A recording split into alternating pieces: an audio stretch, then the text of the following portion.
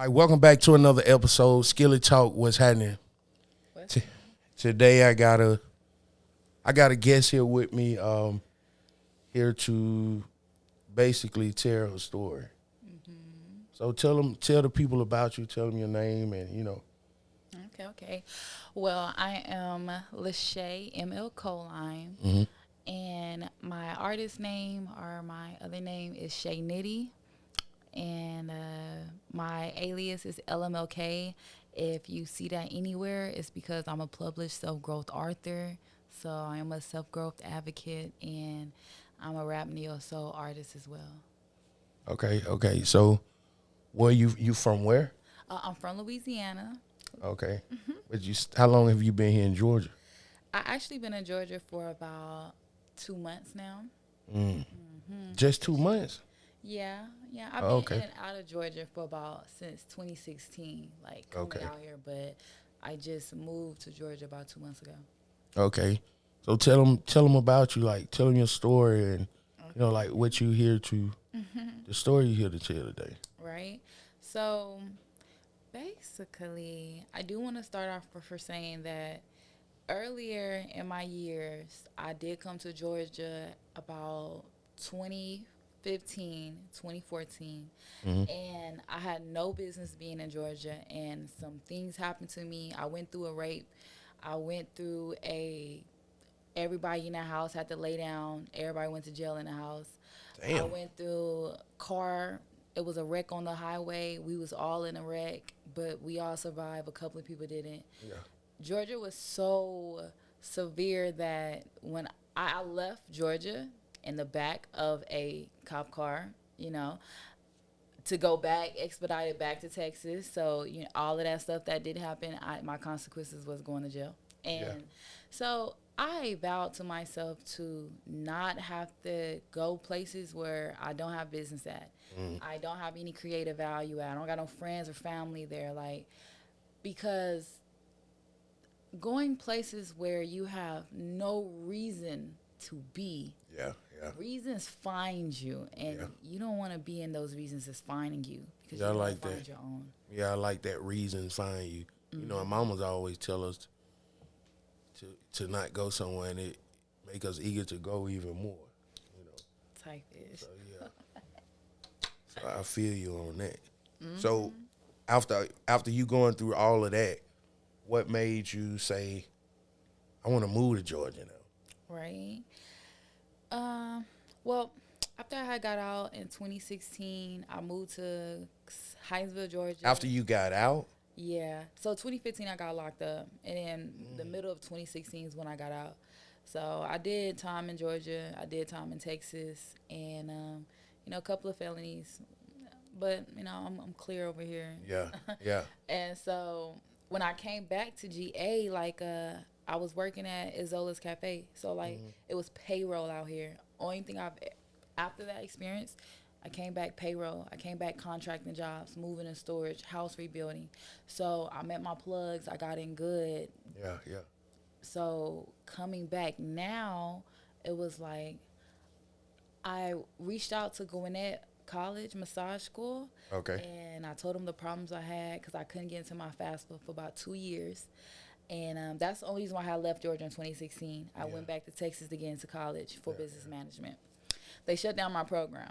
So, and you started a massage school or? Yeah, actually, now let me go back a little bit. They shut down my program in Texas, and I couldn't get into my FAFSA account no more.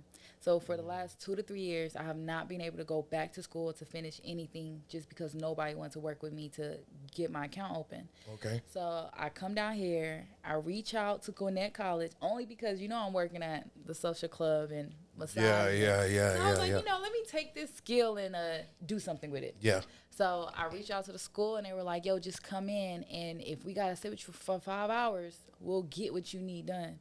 And they sat with me for 3 hours, and I finally got what I needed done, and I'm accepted into the school, and I'll start November 10th.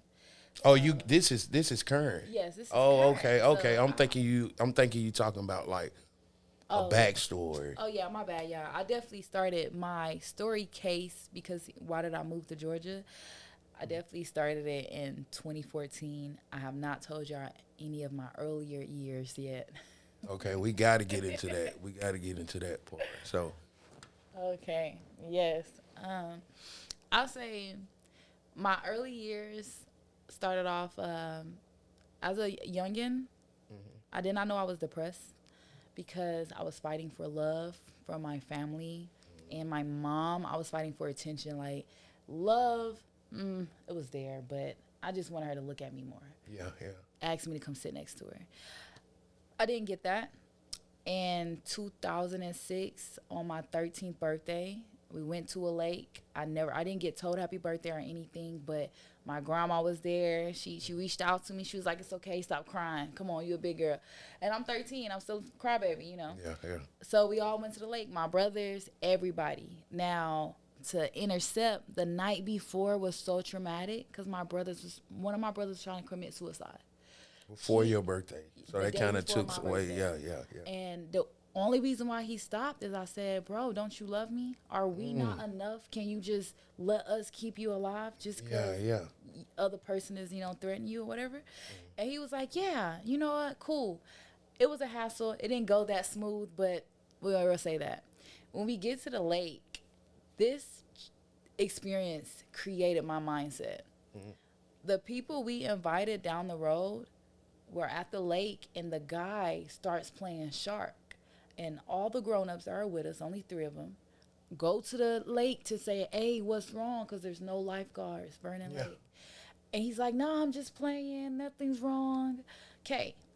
About 10 minutes later, my oldest brother, who was trying to commit suicide the night before, is yelling for help. Help, help. The parents look, and they turn their head because they're like, "He's just playing." Yeah, he's just bullshitting. Yeah.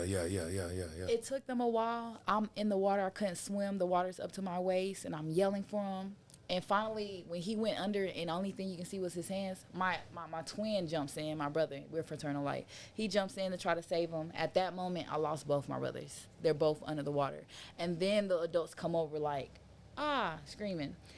The family next to us, and we do not know his name, but it was a white man. And that's the guy that's playing shark. What the fuck is shark? No, not the guy playing shark. The family next to us hears us yelling. They come over. It's a white man. And at that day, me being 13, that was the first time I had understood what color was. White and black. I didn't know his name. I called him the color of his skin. Not to be racist, but that was my identifying of him. Yeah. He jumped in the water. No one else did. And he saved one of my brothers. Not the one who originally went down, but the one who was like my twin.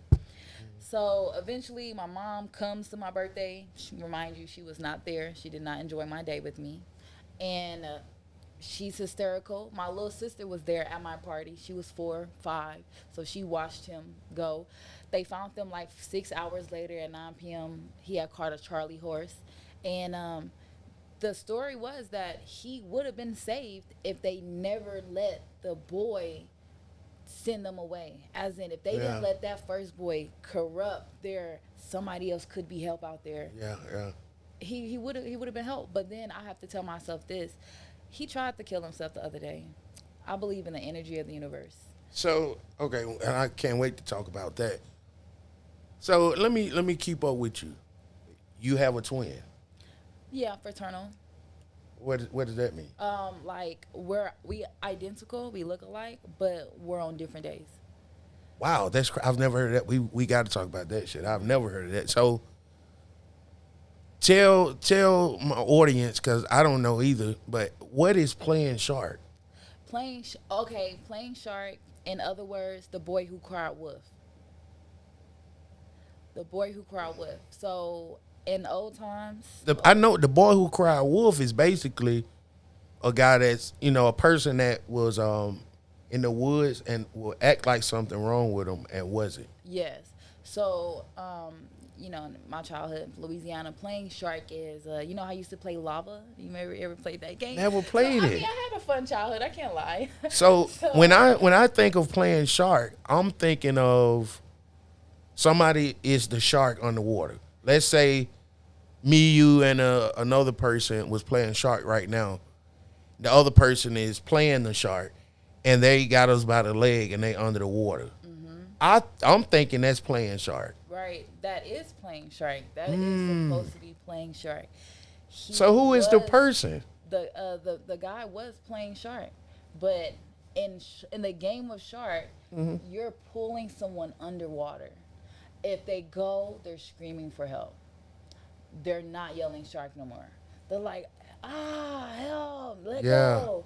You know, so that's all the adults saw because there's only like 6 of us kids type ish, and we're all over the age of 13, except my little sister, and she wasn't in the water. Yeah. So when they're looking, they're like, all of a sudden, like, oh my gosh, is he drowning or are they playing? They're like, oh no, they're just playing.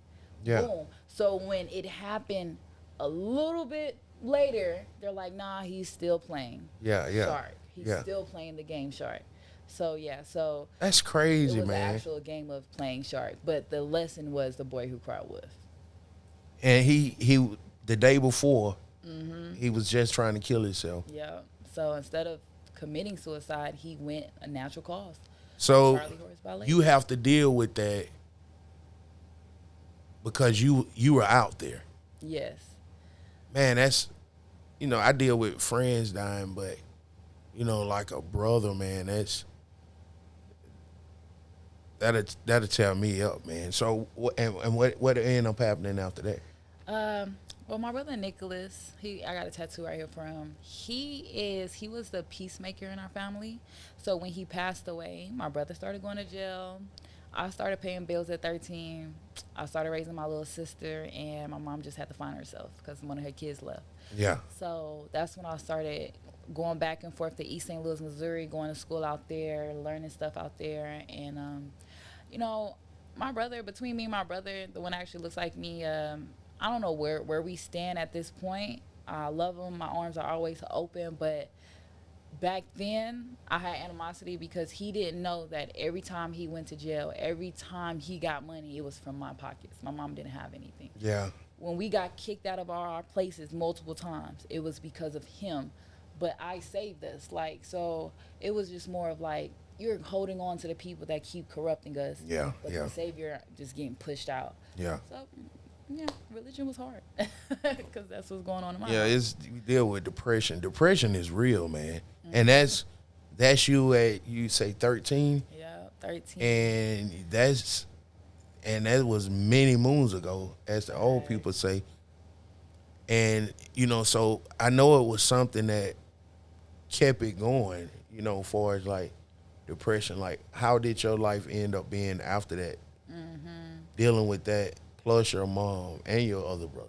Right. Well, with my core family, it was just more of like, I had to grow up real fast. And because of that, I try not to grow up fast. Like, I was 13 paying bills, but I told all my friends I'm not going to get my nails done until 16. Like, I didn't know what a nail was till 16. I ain't wear heels till my junior prom type shit. Like, I wouldn't even do that because you made that decision. Yeah, because I didn't want to grow up too fast. I didn't want to wear tight clothes. You could not see my assets. Yeah. Because I wanted to be this little girl that I couldn't be no more. Yeah, I got you. I had to have a conversation with my moms and been like, yo, like, we're not friends, but I understand I pay bills, so I know you want to act like my mom, but just do better for you. You know what I'm saying? Give me some guardianship. You telling your mom this? Yeah, because it got to a point where she kept trying to befriend me and give me friend conversations, when in fact, like, tell me to go in the house at 7 p.m.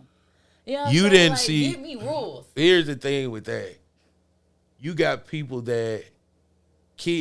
people now treat their kids like that. Oh, yeah, that's fine. They treat their kids like friends. They don't treat them like, to be honest, I've never heard anybody ever say they wanted to be treated like a child.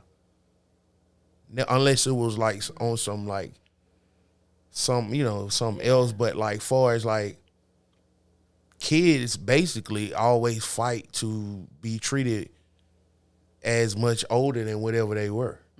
You know, if you were 13, you know, Mom, I'm almost 14. You don't have to worry about me. So that's crazy that you wanted to be in the house when the street lights came on. You didn't want to grow up fast, because I hear girls say, they want to wear makeup at 14 and 15 years old, sometimes younger than that. Type ish. And you didn't want to wear anything. That's that's Yeah, crazy. facts. My first time wearing makeup, I was 17 years old and I was in a pageant and I won prom. That was my first time putting any makeup on my face. That's freaky out. So when you wore it on prom, you didn't. When did you wear it after that? Only when I had to. Like if I had pictures for prom, homecoming, or whatever, I did a pageant, and that's when I really had. I won queen in that pageant. I was 16, 17, and I still did not like makeup. I didn't understand the point of that, and I looked at different. Yeah, yeah. And back then, I still wear glasses. Actually, I can't see out of my right eye pretty much. And so even in the mirror, I'm still blurry. And so for a long time, through my whole childhood, I never knew what I looked like. I couldn't see myself. So even when you was a kid? Yeah, people were blobs and like ghost figures. Even to this day, like you go stand over there, I'm like. So even with me right here, because I saw you with your glasses, you know you got to get cute for the episode. But so right now, I'm kind of blurry to you. That's crazy, man. Like if I close this eye, you are definitely I can identify you. Wow. But with this one, I can see you. I can't. The blur. Yeah. This eye, baby, we don't even know what's on the TV. Yeah. Yeah. So. Yeah, that's man. I had a conversation with some friends, man, and I asked them. I said, "Would you rather lose your eyesight or your hearing?" And we all said hearing. And I gotta see stuff. I don't know what it is. Like my eyesight, honestly, I would rather lose my eyesight because the world is full of a effed up perception, and you meet almost on my experience of statistics, 80% of human society is going to try to push their perception on you, or make you feel like your perception in the same experience is wrong. Perception. I can't agree with. I mean, but everybody has their, like. Could be in the 20% in my world. You know what I mean? No, what I'm saying is that I'm gonna start asking people that question. I'm gonna start asking people that question because you're the first person I heard say, I'd rather have my hearing. In my mind, I gotta see stuff, man. Like just having my vision, like I couldn't imagine it. And for you to, oh man, that's crazy. But okay, go on. We can come back to that though. Oh yeah. Hello. So yeah, and the only reason I say LOL is because it's funny as fuck. I'm trying not to laugh. Texas, I love her. She was like, we was chilling, you know what I'm saying? And I was like, LOL, homie, that's funny. And she was like, LOL, what's that mean? Lots of love? And I was like, yes, lots of love. It does. And so now, like, it don't even be funny. It just be like, lots of love. Yeah. Like that. Man, that's funny, man. Cause I've never heard nobody, before they laugh, they say LOL. Yeah, that's some funny shit, man. That girl said LOL. But, okay, you can keep on with your story. All right. So, about then, I had to leave Louisiana because between going to bingo with the elders, they loved me. My parent just kept, what we call it today, trying me. Yeah, I dig that. And I just couldn't sway with it. So I moved up there to my daddy in East St. Louis, Missouri. He taught me that before you try to ask a human for an answer, you go to books, you go search documents, and then you ask a human. That's what I learned from him. And I also learned if you want to value a cent, value all the cents. I got a soda for $1.50 and I had a bit, 2 sips of it left. Guess what? I owe him 25 cents back. So other than that, the stepmom, I got kicked out the house after a year. And so hold on, when did you go move with your dad to be with your stepmom? My summer of my sophomore year. So I started my junior year out there. I was supposed to go to McCluver North for JROTC, though I didn't. I end up going to Hazelwood East, and so in JROTC I was command sergeant major. I just knew I was going to the military. Yeah. Yeah, but that didn't happen at the other school because they didn't have it. So I got on the wrestling team, tennis, and lacrosse, and I got kicked off the wrestling team. What was you doing? Like, here's my thing with it. What were you doing? Because it's like, not saying you are, but it's like you're telling a story, but you're not saying what you did. Like, okay, even, when we first got started with the interview, you said that you went to jail when you came up here in 14. And what the fuck did you go to jail for? Like, but you never say what you did. It's just all about the experience. Okay, so you want to backtrack to that? Do you want me to? I mean, yeah, because I'm trying to see, what were you doing? What were did you dance? So, no. When I got locked up in Georgia in 2015, I was at this girl's house. It was 2 weeks after I had got into a situation where I was looking for a job, looking for a roommate. I found it. I was in the person's house, in the room I was supposed to sleep in, and the guy came into my room and was touching on me. So when I woke up and went hell, I had to go to the hospital, do a rape kit. Did he rape you? Who knows? I was asleep. You know what I'm saying? Like, hold on, was you drunk? Up to my clothes being off. No, I wasn't drunk, but I have. You sleep hard as hell then. I have narcolepsy. Like, I can fall asleep right now and sit next to you if I get fatigue at any moment. And because like I got sickle cell dominant trait and a lot of other things, if I get fatigue, it starts at my ankles, comes all the way up to my hips, goes numb, and I naturally black out until my body regenerates. Like, so how can you work with or even be able to drive? Now I understand myself. Then I did not. Like, now, even when I do Uber, like, I don't do Uber between 1 and 3 o'clock. That's at any time sleep. If I wake up, I know I naturally wake up between 5 and 7 o'clock. By 10 o'clock, I need to be back wherever the heck I'm going to be sitting down at. That's breakfast, because at any point in time, I can fall asleep until 12. Yeah. But I've learned my body and stuff. And at nighttime, anytime after 8, if I'm not where I'm supposed to go, baby, I'm going to go sleep. I can talk on the phone with you, and 2 seconds later, I'm dead. And I wasn't sleepy when I got on the phone with you. But certain times, my body just shuts down naturally.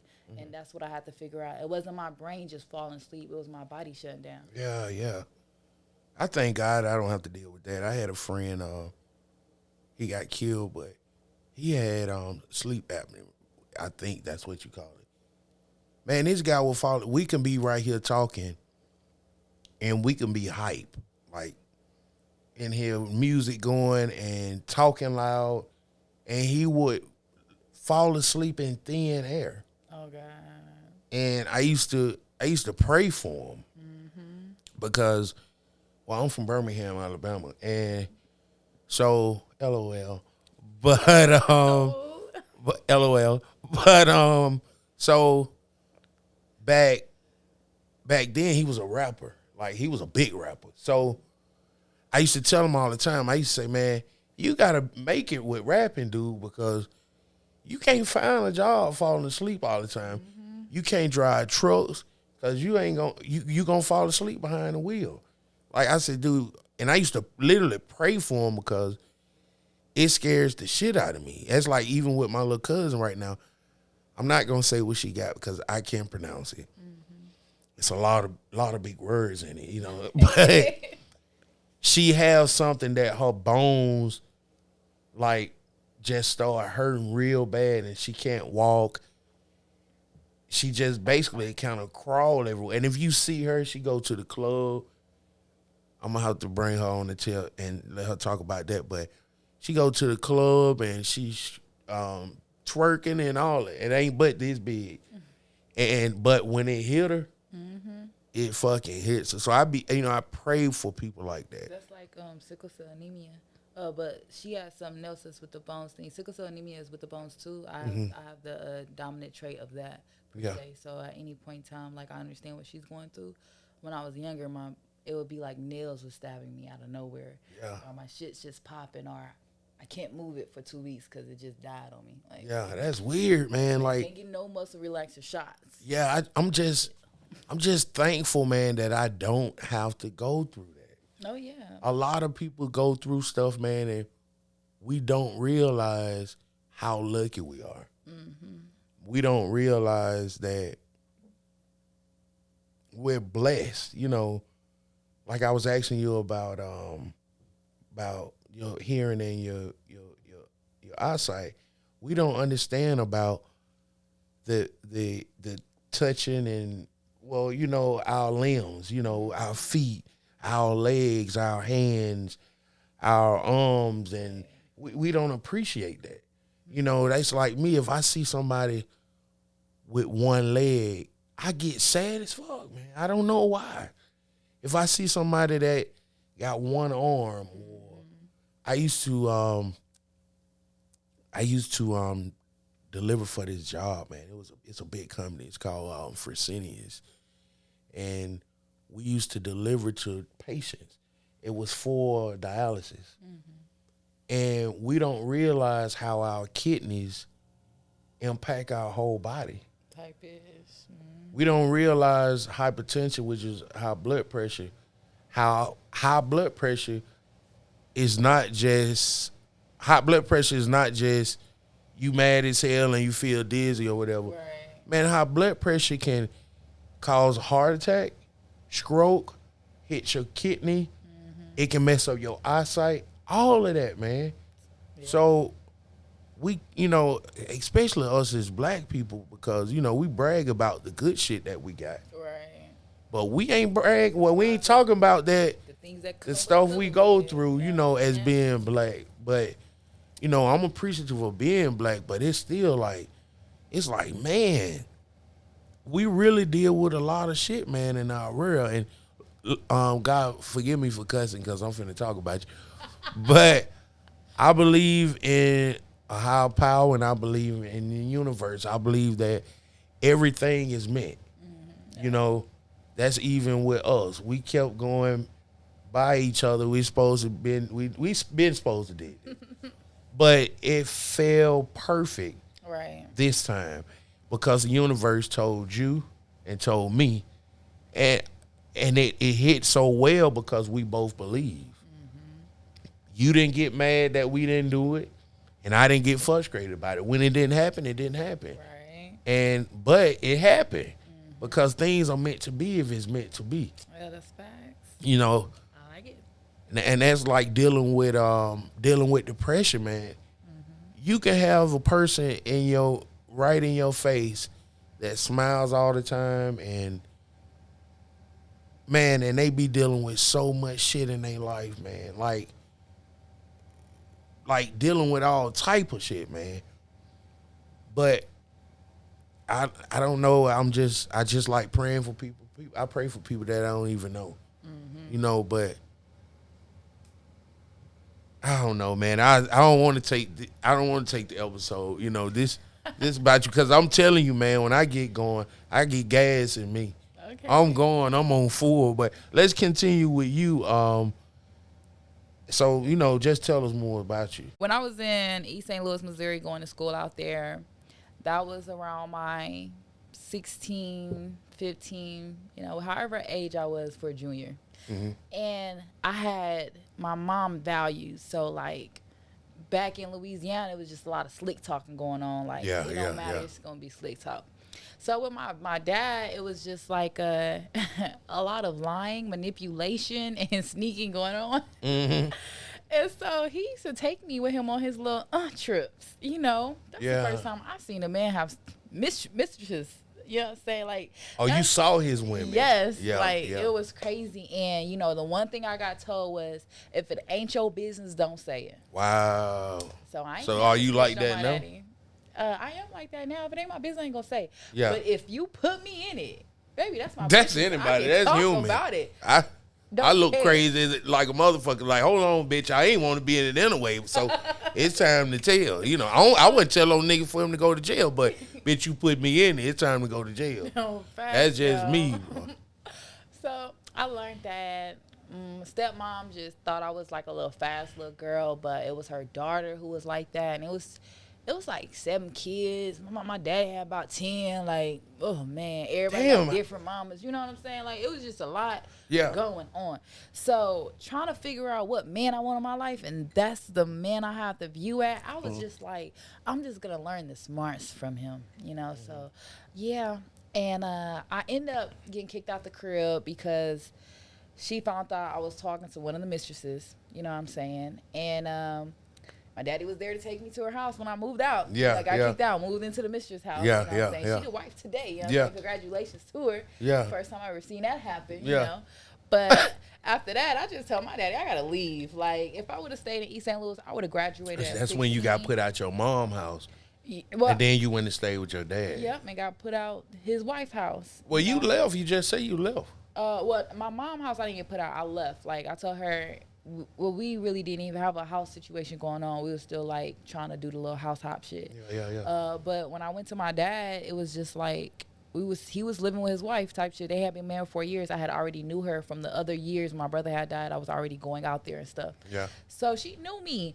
But after I finished school, like, I had 2 months left of school. She kicked me out. Yeah. So I went to go stay at the mistress house, and after school, about 3 months, my dad ended up moving into the mistress house because he get kicked out. And I'm just like, yo, like, I want to stay out here and finish school early. Like, I was in all honors. Was going to graduate at 17. Yeah. It was trifling. It was just too much mess. Like, I'd rather deal with my mama yelling or doing whatever she doing. I'm a woman. So I left, went back to Louisiana started my senior year back in Louisiana. Got back into ROTC, Command Sergeant Major, and I didn't know I had depression. Like, I didn't know that. Yeah. I dated this guy, ended up breaking up with him because I had issues like, don't even lean on me. I got bone problems. Don't lean on me. Like, I'm like, he leaned on me 3 times. I was like, look, we got to break up. Yeah. You keep leaning on me. You don't like affection? And honestly, I didn't understand what affection was, so I turned 24. I still don't. I know what it is. I don't know. I don't know. It's the way I grew up. You know, I didn't get that. My mom was, my mom wasn't, that mom that, that, this might be funny, but she wasn't that, hey, baby, how was school, Right. Mama love you. I ain't get that. I got get your ass and, I ain't get that affection. But talking to her as an adult now, she told me she was like that because she didn't get it. Right. So what I tried, I got a 6-year-old daughter, so what I try to do with her, I try to show her affection. Mm-hmm. It's hard. She's 6 years old and she'll tell me, you just like your mama, Dad. That's where you get that from. And she's right. And she don't even know it. But right. I'm like that too, though. But Oh, that's real. That's embedded in my thing. Like, affection for me was when I walked through the door, it was like, oh, you fed your clothes? All right, go do your chores. Yeah. All right, when you get done, you're making too much noise doing your chores. Come watch this movie with me. On commercial, go finish your chores. Then cook dinner. Who told you this? Who was this, your mom or dad? Mm-hmm. This was in my mom's house. Like, was my typical day in my mom's house. Yeah. I would go cook dinner. After I finished cooking, I made everybody plate or they made their own. Afterwards, I went to go wash all the dishes, take my shower. If depending on what time it was, either she would let me come back and watch TV with her or I had to go straight to bed. The only time I got with her was TV time, and that was only when I was making too much noise doing my chores. Yeah. So as a woman today, even when I'm with a man, I clean on commercials. If you say we have a movie time together, that's our time. If I catch you doing movie time without me, I'm sad. I'm with you on that, man, because when it comes to me, even if you right now, I told you, before the interview, I said, put your phone on silent. Because to me, it's the most disrespectful shit in the world. Even if we're talking. If we talking, look at me. If we walking, walk with me. I'm just that type of nigga. Like, I'm there. I love eye contact. Even this might be sometimes where I'm gonna do this because I don't want them to feel weird unless you know me and I look you in your eyes. Mm-hmm. Like people that I know, I'll sit there and stare at them all day, you know. But yeah, I can feel you on that with that part though. Mm-hmm. But it kind of made me feel like when you just said you making too much noise. I'm like that now. Yeah, so I'm proud. I probably was on mama's side then, you know, with that part. Yeah, it's an easy way around that. Just, make chores not during the time of what you want to be silence around. Yeah. So, and that's what I had to learn. Like, back then, I let those things make me cry every day. Like, I was a big crybaby. Like, myself, I'm sensitive. I'm sensitive to this day. So my artist, Shae Nitty, like I got Shae Nitty from Hustling. She not sensitive. She's what do you mean hustling? Well, I've been doing hair since I was 13. Oh, hustling. Like, I thought you. But I've been in the drug games. I mean, I went to jail for drugs. Yeah. I got out of that. Yeah. But yeah. So back then, you know what I'm saying? So I moved back with my moms and stuff, and it was all good. I ended up getting pregnant, type-ish. Don't know. A lot of people just don't know that about me for some reason. It's cool. That you got kids? Yeah, that I got a kid. Yeah. Where's your kid? In Atlanta. What? Why? Well, I've never seen it on your IG. And that's crazy because I definitely have a picture of my kid on my IG, and I get that comment. So. Like, I promise you, I don't see it. Like, I always see you doing what you do, but I've never seen that. What, do you have a girl or a boy? I have a little girl. Oh, that's crazy. How old is she? Admit she's 10 right now. May 16th. Yeah, I didn't know that. Yeah, so I got pregnant. Me and her dad had broke up, but I had told him what it was, and I had to deal with a situation like I've never had a guy stand beside me through a pregnancy. I don't know what that feels like. I don't know what it feels like to have a guy say, that's my child. I don't know what none of that a partner feels like when you have a seed in you. I did not get that. And it didn't faze me because during that time, I knew in my head I was going to the military. I didn't like kids because I had already been raising my sister. Mm-hmm. My mom had asked me, like, right when I had came back, we was sipping and stuff. She was like, yo, Shae, if you get pregnant, let me have your kid so I can raise her. She bullshit. I did horrible with y'all. And I was like, all right, Mom. But they do that, bro. If you serious. Listen, what parents do nowadays, they the best fucking grandparents in the world. Oh, God. Bro, it's the crazy shit, man. Like my grandma. My grandma, rest her soul, but she was the best grandma in the fucking planet of grandmothers. Mm-hmm. But not saying she wasn't a good mom, because I don't want my uncles and them jumping on me. Yeah. But when it comes to that with her being a grandma, I've heard stories about how she had to sacrifice and whatever. But like, hell, my mom, they be great ass grandparents. Mm-hmm. It's like, and I be telling my mom and daddy all the time, you must wasn't ready for me. Right. Because they had me at 17. You must wasn't ready, but yeah, you crazy. Hey, you absolutely right about that though. Great ass grandparents. Yeah, so So your kid here? Your kid is here, but is your mom here? Mm-mm. Nah, that's a whole nother situation. Like I end up signing over. I swore into the military. I ended up graduating college. I graduated high school. Graduation, I ended up having a baby like a couple of days after graduation. I got out the hospital the day after I had my baby to go walk for graduation and ended up in the hospital 3 days later because a sciatic headache. I couldn't even stand up straight. So I was in the hospital for another 3 days. Pause. What does sciatic mean? It's like your spinal cord, the whole line for your spinal cord. Like from No, because you just said you had what? A sciatic headache. I got a sciatic nerve I got shot in high school. Mm-hmm. And they say it's a sciatic, I can't say one. It's a big word. That's a big one. Mm-hmm. Yeah, it's bigger than what we're saying. So you saying sciatic? Headache. So, and I got a sciatic. They say it's a nerve in my leg. Yeah, it's a whole nerve. Like, my nerve is messed up. But, like, depending on where it gets nicked at. So my nick was in my back. I had a nick on my spine. Them twisted. bitches hurt, man. Yeah, and so like anytime I was like this, my eyes open. But the minute I went like this, I was just black out. Like that's how bad it was. So for me to stay awake, I had to do this and do hair and shit. Yeah. So it was sciatic nerve headache, and they had to like give me a shot, untwist it, or wherever they do back there. But I was in the hospital about 2-3 more days, and then I got out, and I was, hey, you know. Yeah. Sworn to the military, paid the money to give up custody to my mom because she, in my head, was the safest route.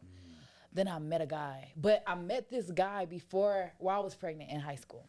Yeah. We did not get together. We didn't even have sex. I graduated high school. I had the baby. Then we had sex.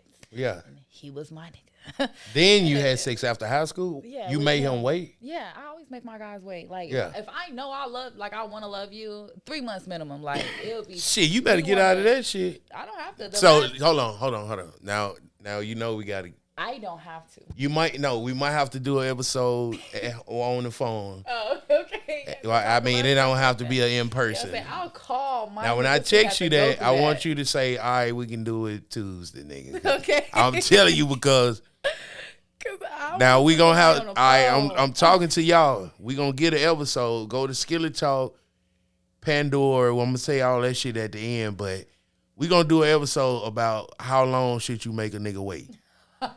Because that's some bullshit. 3 months. That's that 2007 shit.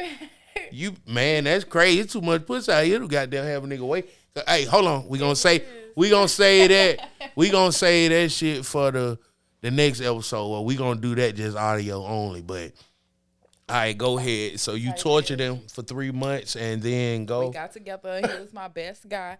And only reason why, because in our 3 months of us, we liked each other. Like the second week, I was like, oh, you my nigga. You know what I'm saying? But I'm not sexting right now. You know? Yeah.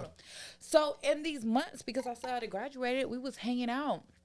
And one of them days, I had to kick him out of my car because he was talking, and I didn't know what was going on. I was like, get out of my car right now.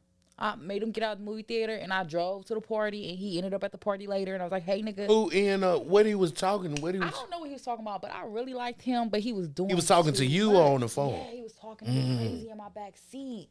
You know what I'm saying? Because he liked me. Y'all was in a drive-in movie or something? Nah, we was all going to the lake party.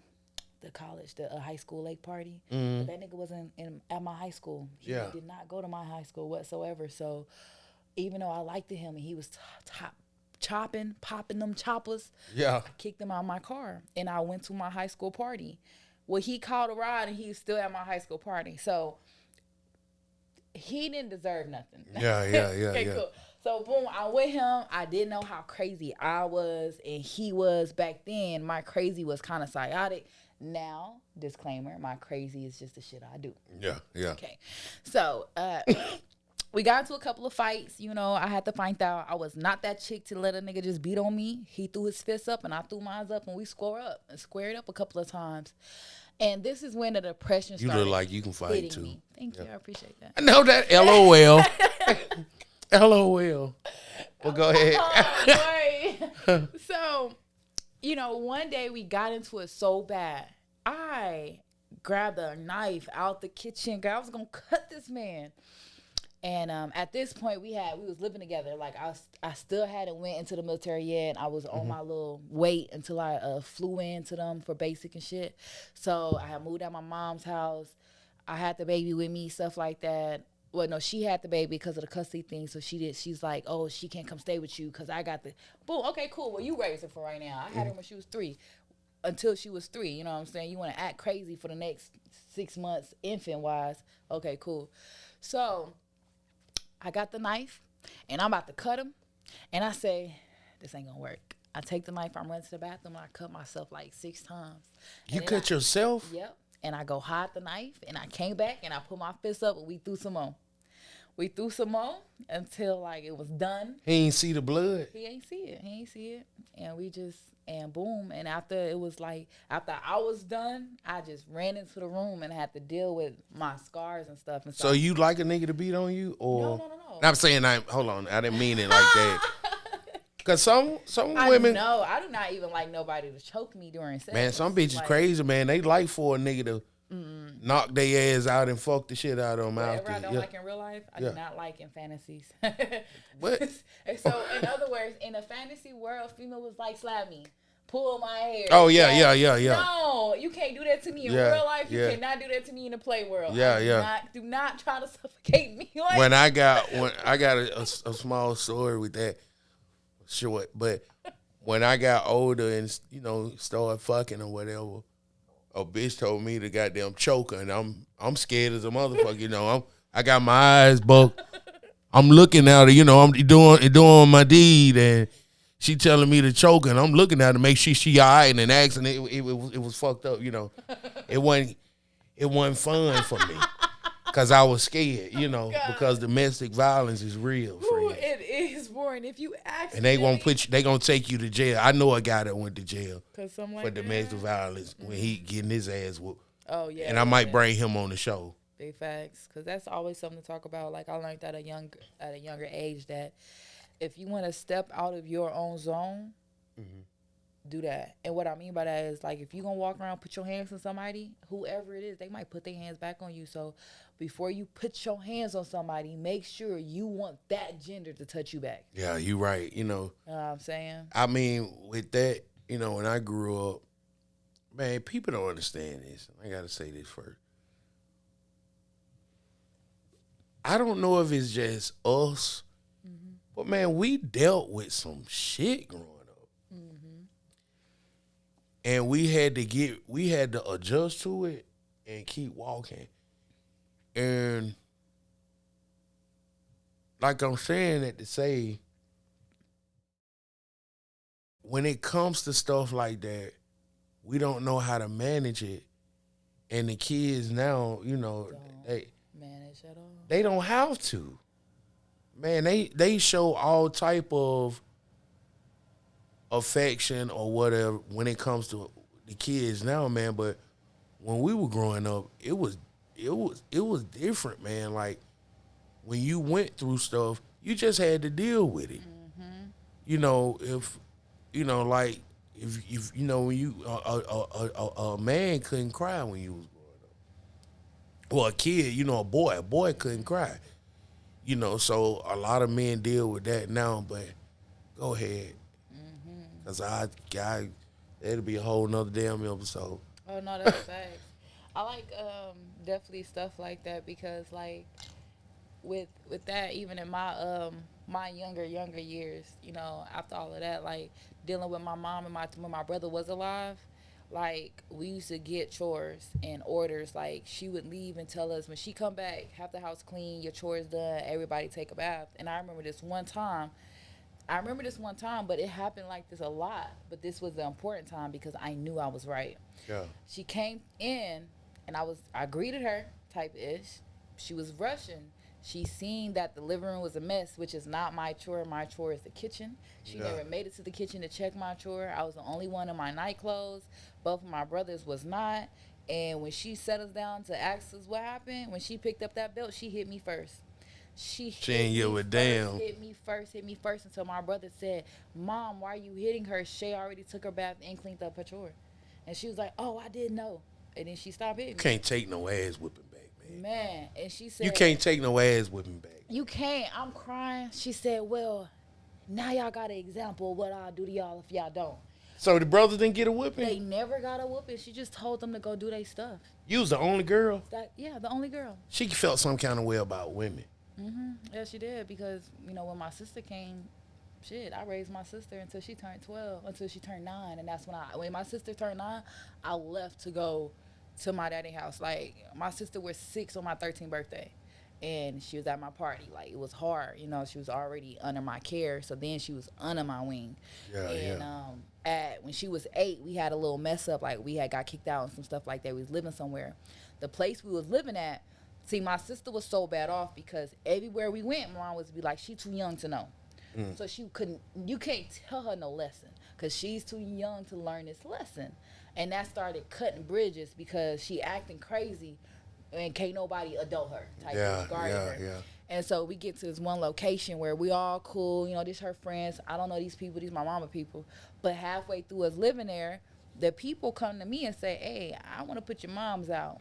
your sister can stay with you, or she go with your mom, but your mom can't stay, and your sister can't stay by herself. Yeah. And at that moment, I had to be like, I choose my family. Yeah. And I told my sister, I said, hey, y'all got kicked out today. You know, I let her know what it was. I ain't tell my mom because I ain't wanna ruin her view of people that she think care about her. You know. But I tell my sister, I was like, yo, the way you acting, it not helping us stay nowhere. We just got kicked out and I had to choose y'all. I'm not saying I don't love y'all, but I just chose y'all to go struggle more with instead of having this comfortable place. But I'll tell you what, only reason why I chose y'all is because you don't know how to wash clothes yet. You don't really know how to wash dishes. You don't really know how to cook no food. You don't really know how to iron without burning yourself. You don't know how to go outside and catch a bus. You still looking out windows when there's people going by, they ain't called you. Yeah. They coming. Yeah. I told her all of that. She was like, for what? I said, because the way your family is, if you don't know all of this, by the time you don't get to see me no more, you're not going to make it. Because this is the only thing that I know that's keeping us alive. Yeah. This. So when she turned 9, a couple of years later, a year, whatever later, I was like, what you know? I'm to put her on the test. I made her show me everything she learned from me. And she succeeded. She know how to wash clothes, cook, clean, whatever. How old is she now? She 20, 21 now. And, you know, like. She grown. So how old are you? I'm 28. Okay. So she wasn't that much younger than you. To me, it's not. She was born 2002. I was born 1994. Yeah, but that ain't no real. I mean, you just was a big sister, you know. Right. I'm definitely 8 or 10 years older than her. I'm 8 or 10. Yo, I'm at 28. She just turned 19 and 20. She's not 20. Oh, you don't even know. I thought you said 2021. Okay. Between 18 and 21. I be forgetting. You can't. I You're know not she 10. turned 18 though. So you're about 7. You're about 7, 8 years old now. That ain't too bad. Yeah. All I know is she was 6 when I was 13. Yeah. For a fact. You know what I'm saying? So. You remember that age at 13. Yeah. My birthday April, hers October, so. Yeah, but man, we gonna wrap up this episode. Okay. Well, I'll wrap it up. Go ahead. You got it. It's your world, girl. Wrap it up with a little ending piece together. Yeah. So, the cuts I say I got, for me to go into the military, they told me you can't come in with all them scars, them cuts on you. And so I left to go get tattoos. The tattoo on my arm, it was my first tattoo ever, my second tattoo ever. Yeah. And I got it because I had to cover up my cuts. And I had a lot of problems. I used to scratch my face to not punch somebody in their face. Like, I had suicidal depression problems because I didn't want to kill nobody. And I felt like it was better if I knocked myself off to save $1 million. Because I knew if I crossed that threshold, I'd kill $1 million. And I had to fight that demon growing up. So when I got way, way older and dealt with all the turmoil that was going on, about 24, I went through a session where, like, I met a guy and I lost my life. Like, we got into a bad fight and nigga choked me out for, like, it was an hour and a half later that I finally came to, because he was like, "You've been gone for too long. Wake up. I'm not trying to go to jail," type shit. Oh, he more scared to go to jail than you did, bitches. Was scared of my safety. But after bitch that, ass nigga. like, the next day, the dude cried and cried and cried and cried and cried and threw something at me. It bounced off the wall. What he was crying for? And this mark on my leg, it busted a hole in my shin, blood everywhere. And I was like, what he was crying for? He cried because he was like, I almost killed you and I didn't want to do that and I got problems. And I was like, baby, I almost lost my life and you crying? Like, and then he ended up cutting the shit at you. You know what I'm saying? Because you get mad and throw something at the wall, but it bounced and hit me. Yeah, like, what are you mad for? And at that moment I said, hey, bro, it's okay. Yeah. Give me up. Yeah. You don't got to be sorry. I don't need your apologies. I don't need your sorries. No, none of that. My apologies for allowing myself to continue to deal with people who don't know how to deal with me, to deal with people who want to hurt me, who want to corrupt me, who want to take me out. Yeah. My apologies for knowing that that's the type of person I am, and I chose to meet you. Yeah. At the end of the day, I want to tell you myself my apologies for thinking that abuse, verbal, emotional, any kind of abuse is what love is what affection is what safety is. It's not. And I had to tell myself that if I actually want to find that, I gotta be the one to show me what it is, not find the show in other people. And that's what my problem was. I kept trying to want my parents, my friends, my family to show me what that is. Yeah. But I had to show myself the type of love and affection that I want to endure. And after that, like, I had to get rid of the little white lies, like halfway lying to myself, halfway playing myself, not believing myself in full. And after I did that, I wrote a book. And how did you write a book? We gonna get it. Don't tell me right now. But the book is my self-growth. Like, I had to write it 3 times, but that book is my outline to, like, if we have a wrong conversation, I'm gonna bust open my book, go to proper association and proper communications, figure out that you put in that. This your book. Yes. This her book, My bitches. book, Creative Adult Experience. I'm gonna go figure out the association you were talking to me in, and then I'm gonna figure out the communication we chose to speak on, and I want to know why we had an improper result. Because if we choose the right communications for the association we want to associate ourselves with, we can have proper results in full. They'll never change. Yes, sir. So, proper result. So this is the proper results. You put this in your book on your own? Mm-hmm. And I put all, like, a lot of things what I talked about today is definitely in the first couple of pages of my book, because I wanted people to know that I went through something and I'm here. So I know you're going through something, but hey, look in the mirror because you're there. Yeah. So stop letting yourself be back there. Come here. So we gotta tell them do you have the book available? Yeah, the book is available on www.nittylivetv.com. You can go to my authorship tab, and also if you go to CAE University on Instagram, you can click the link in that bio, and it'll take you straight to the website for my book. It's published by Ig-SkilletTalk, Creative Adult Experience, surname LMLK, Self Growth Edition. All right, man. We gonna wrap up the episode. She always smiling, bro. Like, she just Miss Giggles, LOL. But tell them where they can find you, and let them know your IG, whatever you got. Okay, awesome, y'all. So my main website is nittylivetv.com, which is NITTYLIVE TV.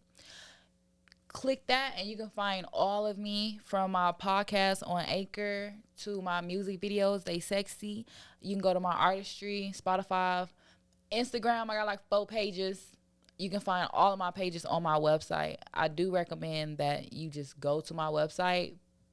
You can go to IG if you want to, but if you want to know about more of me without some explicit hit, just go to my website at nittylivetv.com. But what is that supposed to mean? Because on my Instagram, Shae Nitty is just like you said, you ain't even see my kid on there. Yeah, but you don't want the world to know about your kid. But she's on there though. Yeah, so. No, I ain't gonna lie, I ain't never